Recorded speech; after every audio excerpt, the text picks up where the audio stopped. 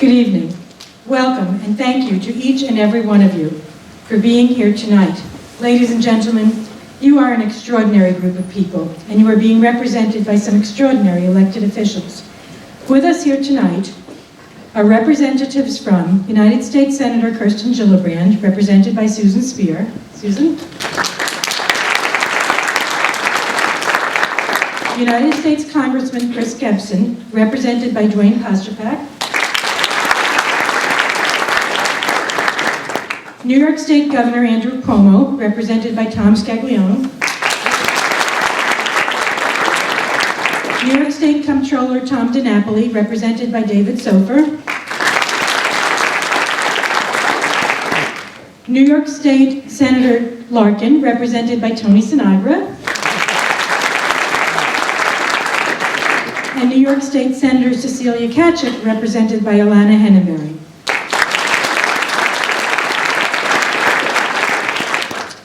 Now, also here tonight and representing themselves are our outstanding Ulster County Sheriff Paul Van Blarcom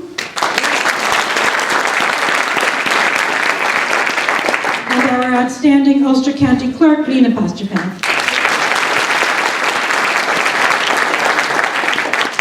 We're also so fortunate to have many of our Ulster County legislators with us tonight, and it gives me great pleasure to introduce to you John Parody, the chairman of the Ulster County Legislature.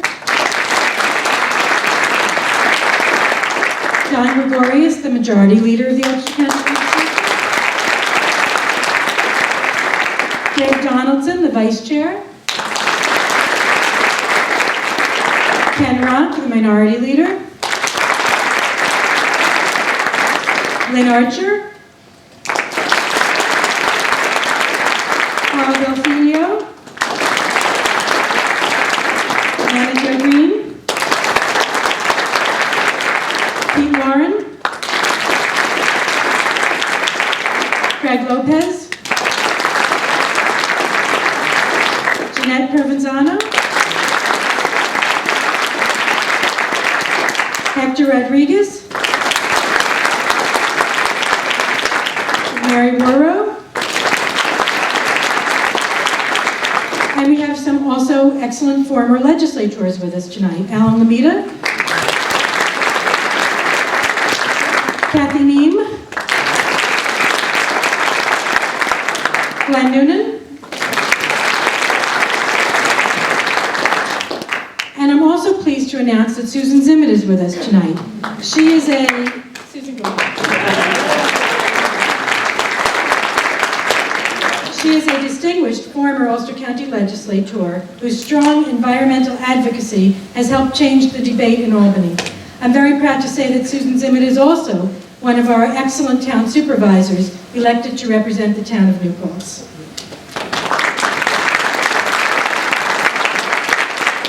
Paul Hansen, the supervisor from the town of Lloyd, is with us tonight. Paul. Michael Warren, the supervisor from the town of Marlborough. Carl Chipman, the supervisor from the town of Rochester. The supervisor from the town of Saugerties. John Volk, the supervisor from the town of Schwanga. And Jeremy Wilbur, the supervisor from the town of Woodstock. And last among our elected officials here tonight, but certainly not least, please join me in welcoming the Mayor of the City of Kingston, Mayor Shane Gallo.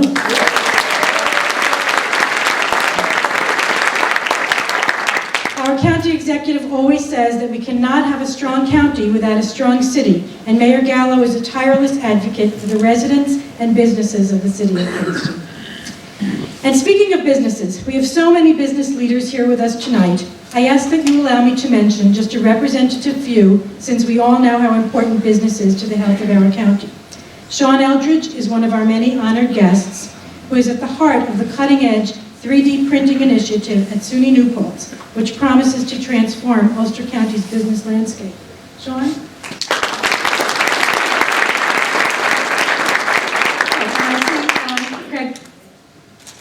Chris Allen, our legislator from Saugerties, has joined us tonight. Richard Travers, the Rondout Valley Business Association President, is here with us tonight. Howard Slotnick, the President of the Esopus Business Alliance. And Helen Gutfried from the New Paltz Chamber of Commerce, a representative, is with us tonight. Are there any elected officials here who I've neglected to mention? Okay, thank you very much. So at this time, please rise as the Ulster County Sheriff's Honor Guard will now post the colors and remain standing for the Pledge of Allegiance.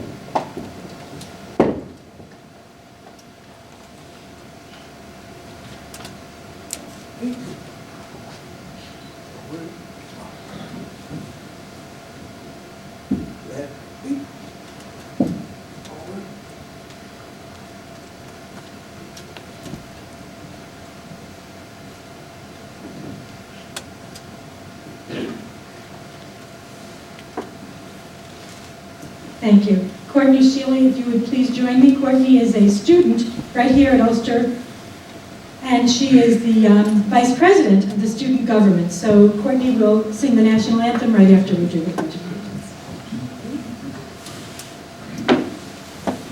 Allegiance to the flag of the United States of America and to the republic for which it stands, one nation, under God, indivisible, with liberty and justice for all.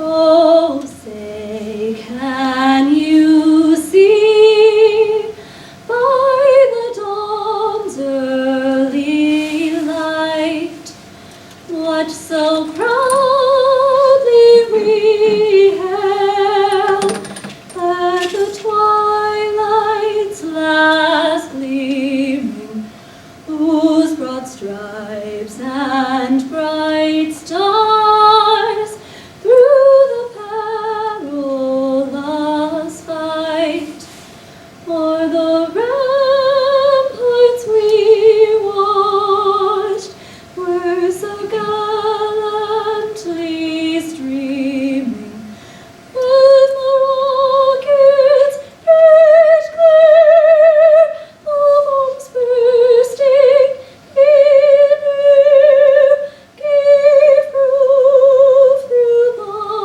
night that our flag was still there. Oh, say does that star-spangled banner yet wave o'er the land of the free and the home of the brave?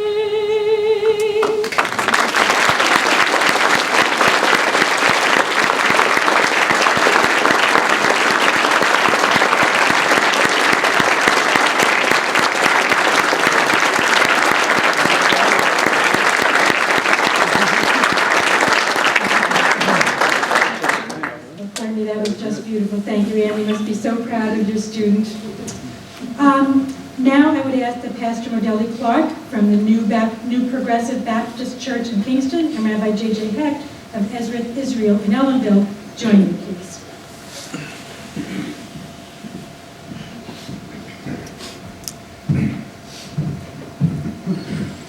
Now, before they present their invocations, the county executive has asked that we observe a moment of silence in memory of the remarkable life, spirit, and lessons of world-renowned folk singer and Hudson Valley legend Pete Seeger.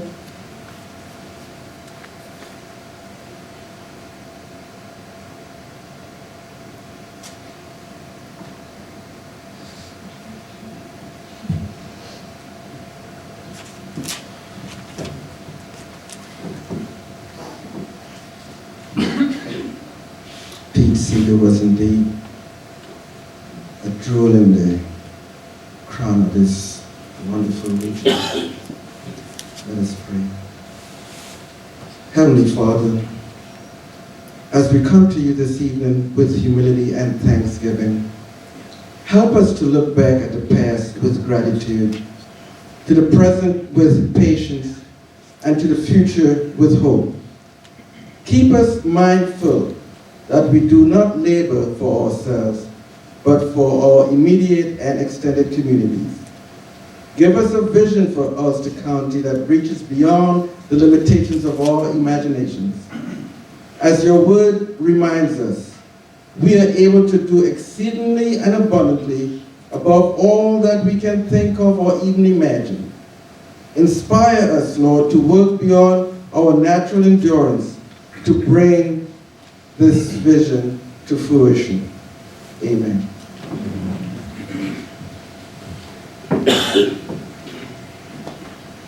This morning, my brother, the rabbi in Kingston, called me and asked me if I could come in his stead and do the invocation here tonight. My brother was supposed to be here. He had other arrangements. He couldn't come. I said, sure, no problem. It will be my honor to come. So a little while ago was the first time I ever did an invocation as a rabbi. I'm a young rabbi. It's the first time I didn't know what I was doing. So I called up my dad. My dad's been a rabbi for 30 years. I said, Pops, I need a speech. I don't know what to do. I'm freaking out. My father says, don't worry. Take a pen and a paper. He gives me a speech, a knockout speech. I'm all excited. I practice and I practice, and I know the speech like the back of my hand. I come that evening to the event, and before it was my turn to speak, there was another clergyman who got up to speak. And when the clergyman got up, I'm listening to his speech, and he has the same exact speech as I have. I'm sitting there thinking to myself, oh no, what am I going to do? I'm sweating. Like, I can't make up a speech on the spot. It's my first time. I don't know what to do. I'm sweating. Finally, it's my turn to speak. I come, I take the podium. I say, ladies and gentlemen, that was the most beautiful invocation I ever heard. And since it's so beautiful, I'm going to repeat it word for word. But don't worry, tonight I wrote my own speech. On a serious note, it's my pleasure to be here tonight. We're doing great work here in Ulster County with all the help of everybody in this room and under the leadership of Mike. In a time when the world could really use leaders, Mike is definitely showing what true leadership is, and he is definitely leading us to build this county to be one of the greatest counties in America. Avinu Shabashamayim, Father in heaven, it is you who in your infinite wisdom created a world of abundance, and you give sustenance to every living creature according to its need. And your loving kindness bestows life, health, prosperity to all of your children. Almighty God, bless all of us assembled here. Bless Ulster County and its executives. Bless Mike Hein and his companions, that the toil of their work meet with success, that the sweat of their brow shall never be in vain. Allow him to lead us with true leadership to better our county, and may he go from strength to strength. Eternal Father, lead us to an era where no man shall lack, and every living thing will praise you for the abundant mercy you have shown us. And let us respond, Amen. Amen. Thank you both. That was really, truly beautiful, funny, and inspiring. Okay, ladies and gentlemen, please be seated. Thank you. We are fortunate in Ulster County. Not only do we live in one of the most beautiful places anywhere in the country, we also have a proven leader who embraces both fiscal responsibility and social responsibility. With Mike Hein as our county executive, not only have we seen firsthand the transformation of Ulster County's government, but our reputation for innovation and change, reform and good government has grown throughout the state. While some government leaders will lecture eloquently and at great length about long-standing problems as well as the issue of the day, our county executive provides answers and then implements comprehensive and common-sense solutions. I've had the privilege of working alongside county executive for many years, and I am proud to tell you that he is never satisfied with complacency or maintaining the status quo, even though that may sometimes be the easy choice.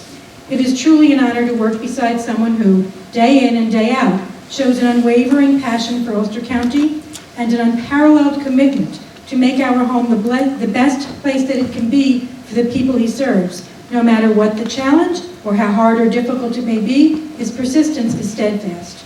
Mike has been referred to as a leader, innovator, reformer, and visionary. Most importantly, however, we in Ulster County are fortunate to refer to him with great pride as our county executive. Ladies and gentlemen, it is my distinct honor to introduce Ulster County Executive Michael Hein.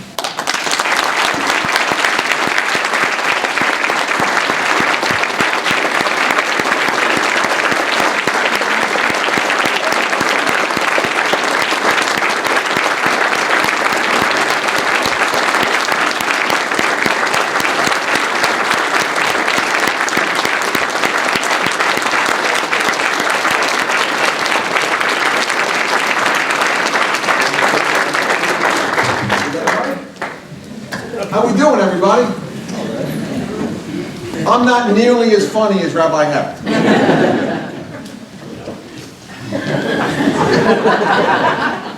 Nothing for his districts. Welcome to the 2014 State of the County Address. As hard as it is to imagine, we are now beginning the 6th year of our charter form of government.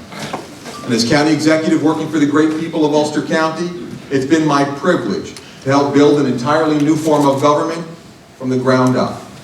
But before we continue tonight, I'd like to thank the administration of SUNY Ulster and the entire Board of Trustees for hosting this evening's event. And I would be remiss if I didn't acknowledge their collective support on important initiatives that are helping shape Ulster County's future. From the Strive project that puts a satellite college campus right next to the Kingston High School, to the selfless and difficult step of selling the college president's house in order to help fund transitional housing for homeless veterans. SUNY Ulster has been there every step of the way. So thank you to Dr. Cott, and thank you to the entire SUNY Ulster family for all that you do.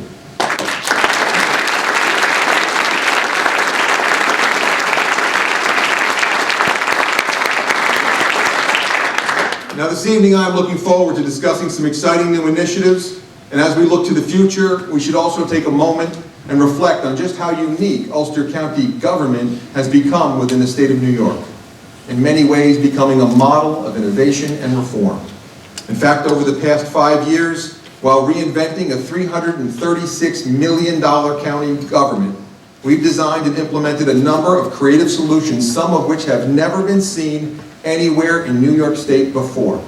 And so whether it was dealing with a county nursing home in crisis or a county government whose finances were headed towards disaster, I'm proud to say, with this new government, we avoided raising taxes, we cut spending, we improved our bond rating, and just as importantly, we did it all while ensuring essential services for the great people of Ulster County.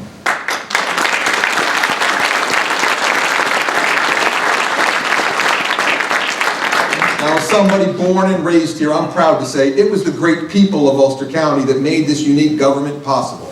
They provided my administration with the tools and support, as well as the opportunity to build a different kind of government, and we did. In the process, we built an administration that puts the needs of the people ahead of the wants of the politicians. A reform-based organization willing to make difficult decisions that were avoided for too long. Gone are the days of nepotism and cronyism, and gone is the system that brought us the disgraceful decisions like the jail and a bloated government that virtually guaranteed big tax increases every year. In its place is an efficient county government that's a full 1/3 smaller. In fact, this year's budget includes the single largest reduction in government spending in the history of Ulster County. That's $23.7 million less in a history that goes back to 1683. And for the 3rd consecutive year, we've delivered a budget with no county property tax increase, period.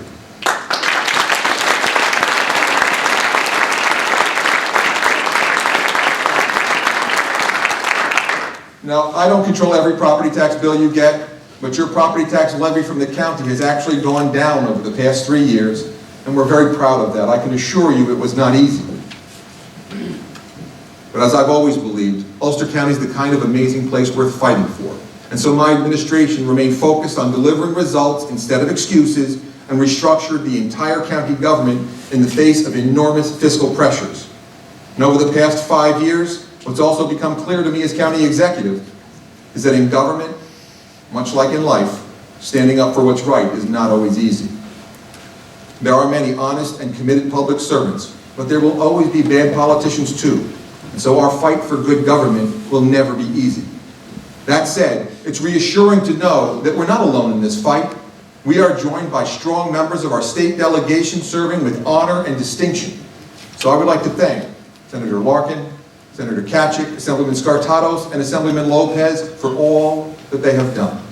And I will never forget that when the Cahill crisis placed our residents in danger, those individuals stepped up and in a bipartisan way limited the damage. And so for that and for all that they do, we as a county truly are thankful.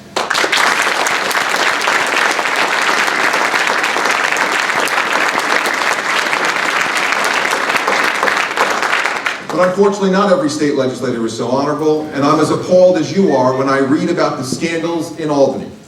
And I understand why so many have lost faith in their elected officials. Governor Cuomo understands this too, and that's why he's been so aggressive in taking action. But the size and the scope of the issue is sobering, and the recently completed Moreland Commission report is frightening. When you read it, it says this commission was created in response to an epidemic of public corruption that's infected this state. In recent years, too many state elected officials, staff members, and party leaders have been indicted and convicted for offenses running the gamut of shame: bribery, embezzlement, self-dealing, and fraud. Public corruption has become all too commonplace and has eroded the public's trust and confidence. 1 out of every 11 state legislators to leave office since 1999 has done so under the cloud of either ethical or criminal violations, and multiple sitting officials are facing indictments on public corruption charges. And the list goes on and on. What's even more disturbing than the Moreland Commission report itself is the fact that while all this was going on, there was not 1, not 2, but 3 state legislative ethics committees turning a blind eye. And our own Assemblyman Cahill chaired one of these committees for years. Ladies and gentlemen, you have the right to demand better. And I can assure you, my administration is delivering much better for you right here in Ulster County, beginning with an executive order banning nepotism and a corporate compliance program that's one of the best in the state. We focus every day on making county government worthy of the great people we serve. I believe elected officials must deliver concrete results to our citizens if they ever hope to regain the trust of the people. And at every level of government, we have to do more. And one of the biggest problems undermining public trust in government is the reality of money in politics. And so though I can't fix the national problem, I intend to do something about it locally. So tonight, I am proposing new legislation that places strict limitations on any campaign contributions to any county officials from anyone doing business with county government. It's an aggressive step, and it's done specifically for the people. And though there will undoubtedly be those who ask why a county executive would propose a law that's likely to affect county executives more than anyone else, my answer is simple. I believe in the people. I believe in good government, and I believe it's the right thing to do.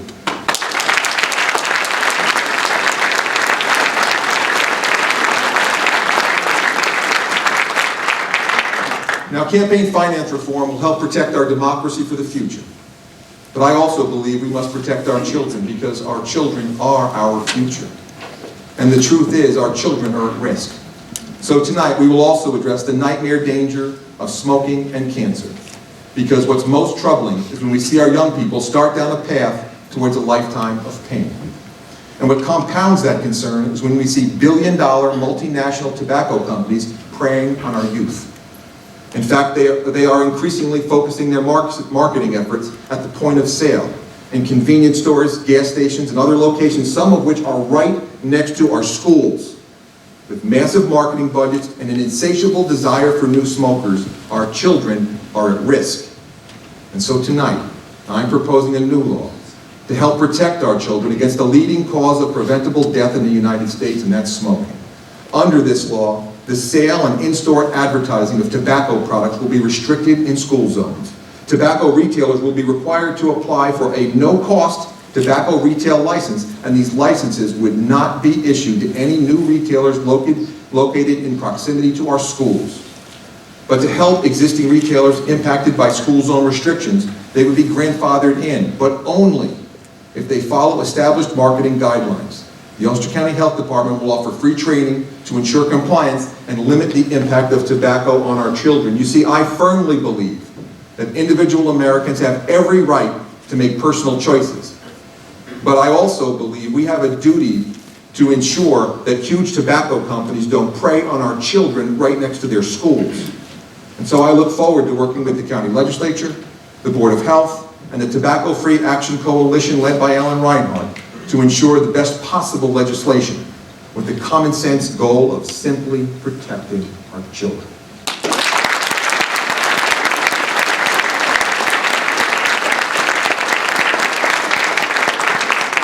As we all know, protecting our children and protecting our future in this complicated world can be difficult. But that's precisely why we haven't shied away from acting on serious issues affecting the youth of Ulster County. We've been proactive in helping our schools with their anti-bullying efforts, and we're also working to deliver new and important tools to our educators, family members, and friends, as well as individuals in their moment of crisis, with a state-of-the-art smartphone app that greatly strengthens our suicide prevention efforts. I'm pleased to say this new app, designed by our mental health professionals, is known as the Ulster County Speak app. It's free, and it's quickly becoming the go-to model for counties around the state. And everyone now has a tool right at their fingertips that can help them save a life. So I urge you to download it at the same time that I am praying that you will never need it. But as we have said many times before, if it avoids even one tragedy, it may well become the most important work we have ever done.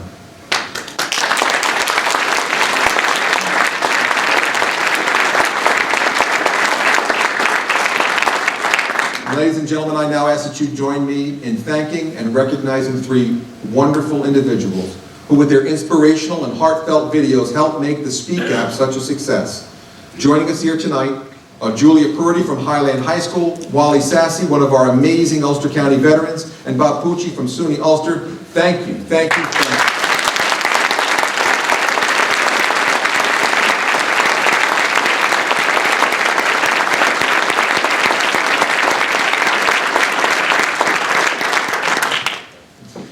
You see, I believe one of the most serious social issues in our nation today is the provision of mental health services for those in need. We've all seen the tragedy splashed across the national news. Unfortunately, there are serious structural problems facing county governments all across New York. The most pressing of these is the fact that over the past 5 years, the state has cut mental health funding by over 50%. This means a loss of more than $8 million to our mental health system in Ulster County. But instead of doing what many counties have done to control costs, which was to severely limit access, in Ulster County, we did things differently. We protected care for everyone by redesigning our entire system. We launched our CARES initiative and worked with mental health professionals, our community service board, and the county's largest labor union, CSEA, and together, we delivered a pair of public-private partnerships that work. And as a result, access to quality care for everyone in our community remains intact regardless of your ability to pay.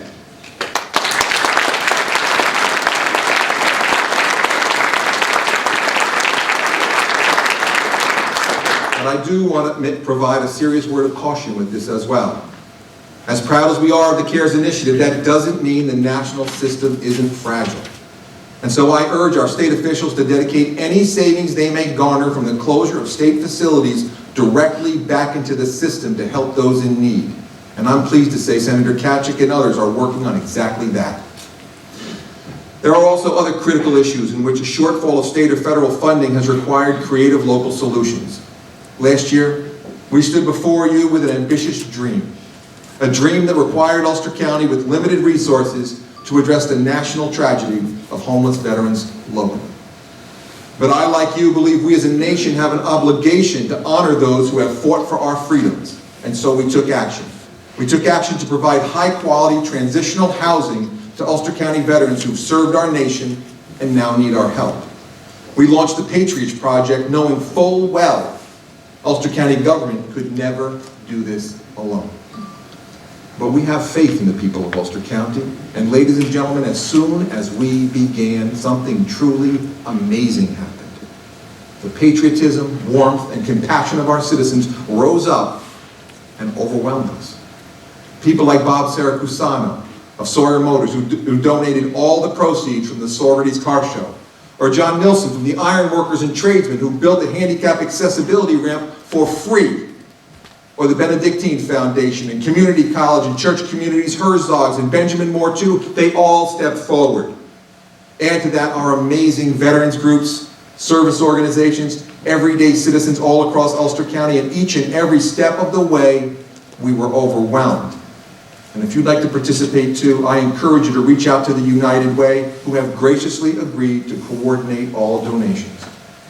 And as I stand here today, I am in awe of just how many have stepped forward, and I'm pleased to report that the national model that is the Patriots Project is well on its way to opening soon, and homeless veterans of Ulster County will receive all the services they deserve in a place they can finally call home.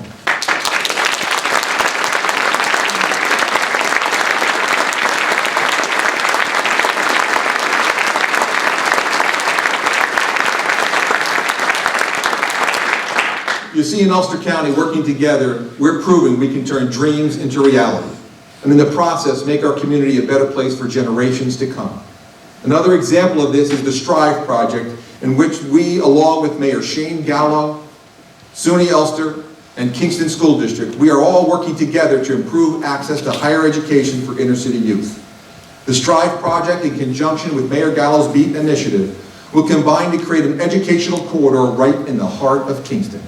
And the good news is, after extensive planning, we expect to break ground on Strive later this year, and instead of a boarded-up former school building, Midtown Kingston will have its very own beacon of education.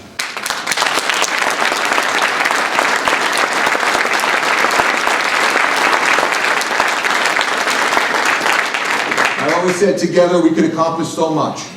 Improved access to higher education means improved access to the American dream, and that's great for our economy. Yes, many of the issues that also impact our local economy are national in scope. So my administration is committed to better positioning Ulster County to compete in this ever-changing global economy. And I must commend our Office of Business Services for being at the center of securing almost $6 million for area businesses and municipalities for 2014 through Governor Cuomo's highly competitive regional economic development councils. In fact, Ulster County actually secured more funding than any other county in our 7-county region.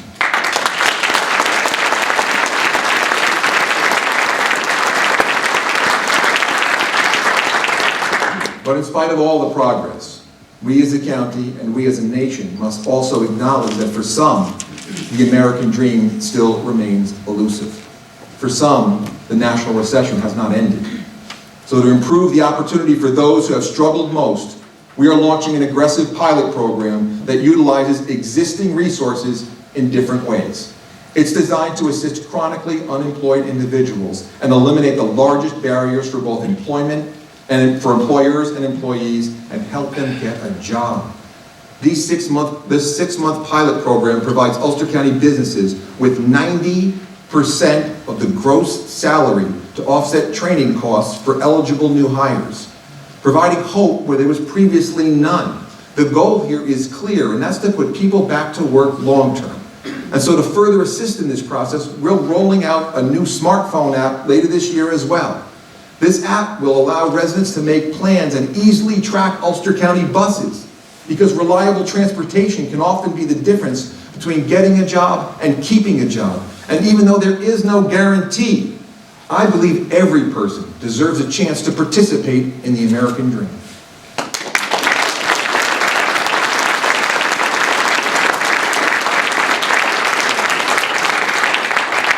And I'm pleased to say there are many bright spots and emerging opportunities now happening in the Ulster County economy, with sectors like the advanced manufacturing that are strong and will benefit from Governor Cuomo's upstate manufacturing incentives, or our $500 million agriculture sector that's not only expanding to feed the Northeast, but also with the recent New World Farm Hub acquisition of Gill's Farm, our agriculture sector is evolving to help feed our nation and benefit our local economy now and long into the future.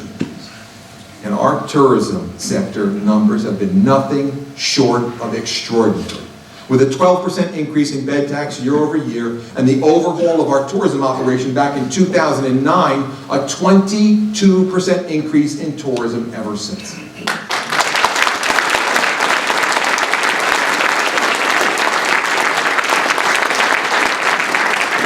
And I believe in this area, we're only beginning to realize the scope of what's possible. With a rail trail expansion and the growth of our creative economy from an amazing arts community, this sector of our economy could one day surpass $1 billion. And as we discuss our economy and the expansion of rail trail, I'm excited to say that the dream of connecting the walkway over the Hudson to the breathtaking Ashokan Reservoir is now closer to reality than ever.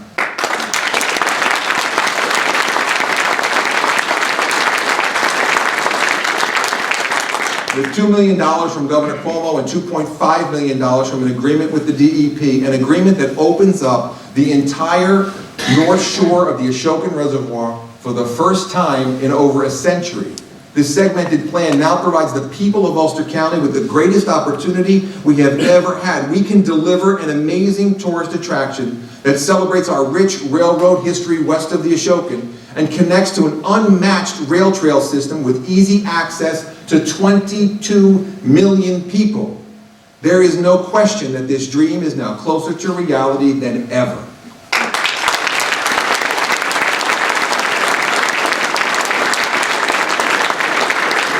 As we all know, economic development does go hand in hand with environmental protection. Quality of life issues like clean water and clean air and access to the great outdoors are all part of business attraction and business retention in this new economy. So whether it's the inner city or the most rural parts of our great county, my administration is serious about protecting our amazing history, our heritage, and our environment. And it is because we run a fiscally responsible organization that makes that all possible. In fact, the famed naturalist and former Ulster County resident John Burroughs was more than just a close personal friend of President Teddy Roosevelt. Fortunately for all of us, during his life, he had the profound vision to protect sensitive farmland and open spaces in Ulster County for generations to come. In fact, the wilderness of the Catskills, the crags of the Shawangums, the shores and hills of the Hudson River, and the farmlands of the Rondout Valley are all testaments to his foresight. Yet serious risks still exist for key areas that remain unprotected. So I have included in this year's capital budget funding that will help leverage an additional $12 million over the next 5 years to help sustain local agriculture, to protect sensitive areas, and to help close gaps in our amazing trails network. And I'm pleased to say we think this is exactly the kind of open space plan that John Burroughs could be proud of.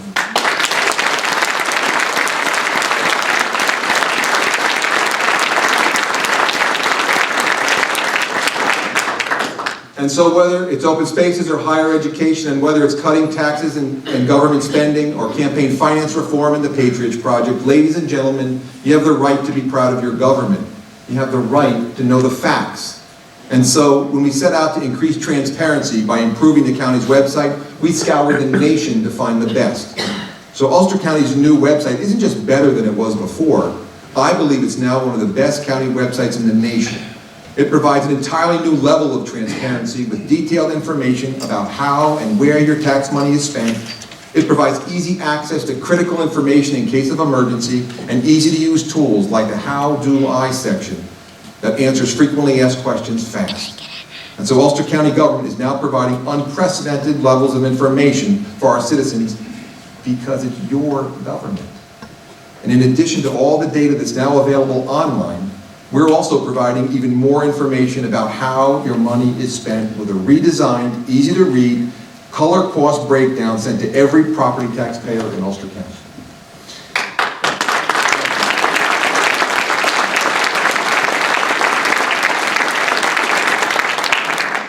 Now I know, after all this information, any in-depth discussion of a new financial system may cause eyes to glaze over and possibly induce sleep. So I'll make this brief. As we manage this $336 million county government, Replacing our severely outdated financial system is critical, especially if we are to continue controlling costs and improving accountability. But successfully accomplishing this in a large and diverse organization is not only complex and costly, it's fraught with difficulty. So many governments choose to avoid it until there's a catastrophic breakdown. It don't work that way. So in 2014, we will complete, with the assistance of our new ACE unit, the installation of a comprehensive, integrated, internet-based financial management system. Now, this part of government may seem a bit wonkish and not very exciting, but this new financial system will move Ulster County forward 20 years and allow us to rethink and replace outdated operations, saving taxpayers millions over time. So as wonkish as this may seem, saving taxpayers millions of dollars for decades to come makes it extremely exciting for all of us.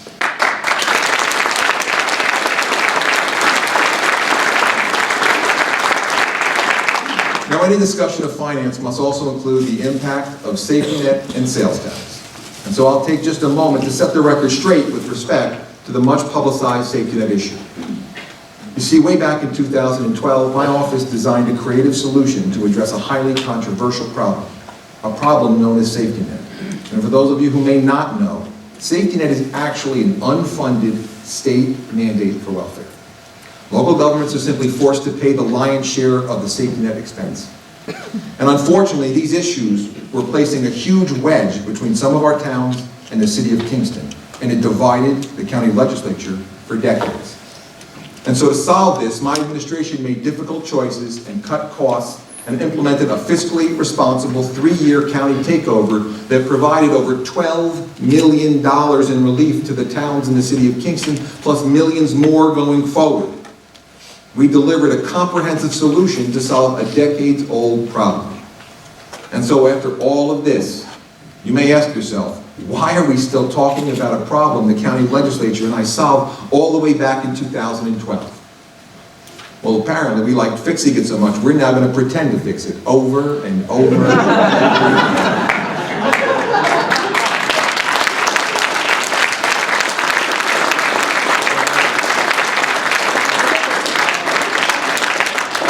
And so as ridiculous as this saga has become, my administration will stay focused on the serious issues facing the people of Ulster County and not on this nonsense. You see, as the county executive, I know there are responsible legislators on both sides of the aisle, and I actively seek partnerships with any legislator truly committed to our citizens. And I believe this year's aggressive agenda provides countless opportunities for even greater collaboration. But I must also offer a word of caution to our incoming county legislature.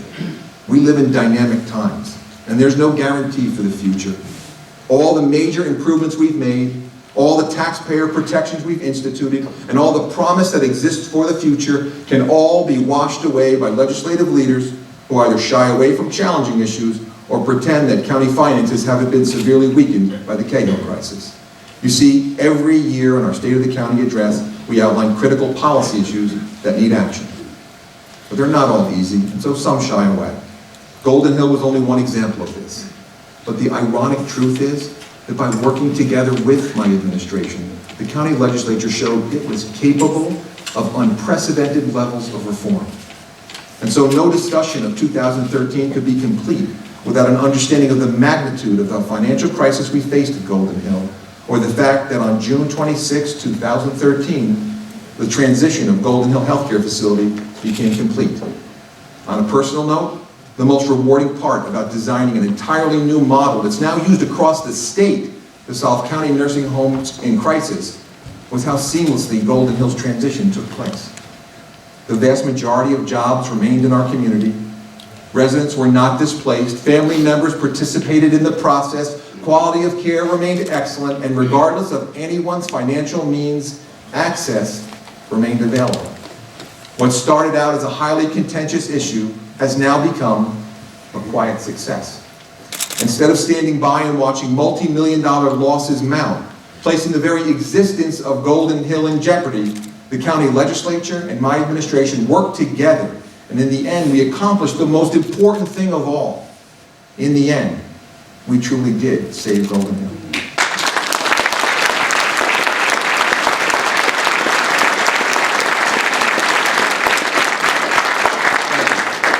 And in the process, we learned a lot about what's possible and that big ideas and major changes really can happen.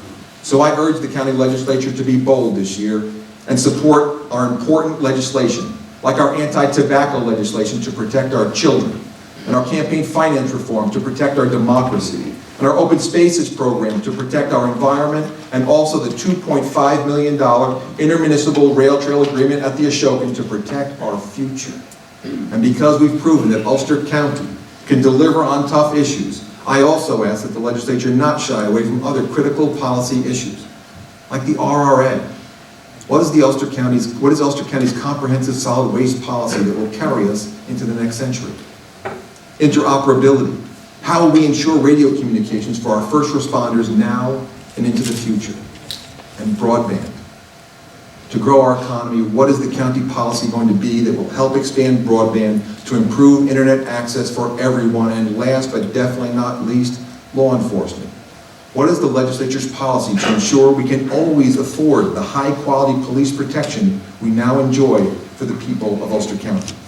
These policy questions are all important to the future of Ulster County. But the unfortunate truth is some of these policy decisions have remained unaddressed too long, and now the dangers are growing. But I believe one of the most important lessons of Golden Hill for all of us was that by working together, the impossible became possible in Ulster County because we were willing to put the interests of the people before the wants of the politicians. And as anyone in upstate New York can tell you, it's about jobs and it's about taxes. And it's about our families and our quality of life. And that's why my administration has such an aggressive agenda for 2014. You see, it's never been about a bigger government or a smaller government. It's always been about a better government. So I ask that you join me, not only in celebrating all the amazing things that Ulster County has to offer, I ask that you join me in looking to the future. Imagine how amazing Ulster County can become. Imagine an Ellenville with 1,000 new jobs and a reborn Nevelin, and a Rosendale with the Williams Lake project complete. Imagine a successful 3D printing center at SUNY New Paltz with a focus on our economy and a world-class education. Imagine a Rosendale community pool alive and well with the sounds of children. And imagine our main streets vibrant with farmers markets and sold-out theaters at the Shadowland, UPAC, Woodstock, and more. Ladies and gentlemen, all this is possible.